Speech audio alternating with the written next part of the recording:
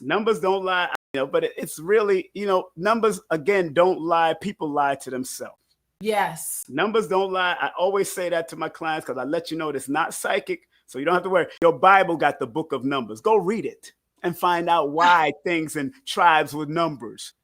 If we didn't have chapters, we'd be going through the Bible all the time. If we didn't have surahs in the Holy Quran, they talk about over it is 19. Now you're going to Abjad when you're studying that form of numerology, when you're studying the Arabic form of numerology, and you got Kabbalah, you got Gematria. And the only thing that makes people nervous is about its predictability, and people don't want to, one thing about me, I tell people, although there are numerologists that have done it in the past, that have pinpointed where people are going to die and how they're going to die.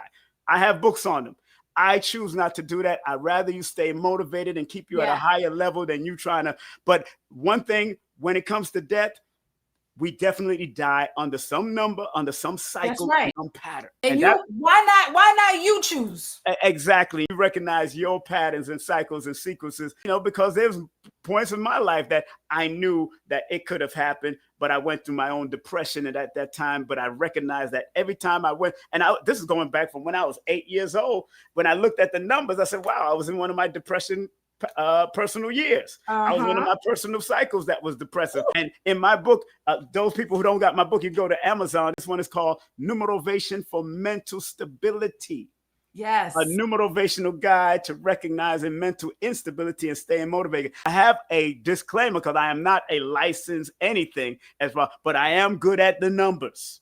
And and again, it's just to help you. And then I also recommend people like Dr. Alicia. I recommend other people that want to come, that need that kind of service, that I know that are doing it professionally, just in case I see your numbers that can pull you towards that negative side of it, which could be mental disturbance, mental health. And the 5 primary numbers that I've noticed over years, since I've been studying this in the 80s, was the number 4, the number 7, the number 8, the number 5, and the number 3. What do I mean by that? You could be born on the 4th of the month, the 13th of the month, the 22nd of the month, the 31st of the month. You could be born on the 7th of the month, the 16th of the month, and the 25th of the month. You could be born on the 8th, or you could have a lot of those numbers in your name. You could have a lot of 4s, a lot of 7, a lot of 8s, a lot of 5, a lot of 3s.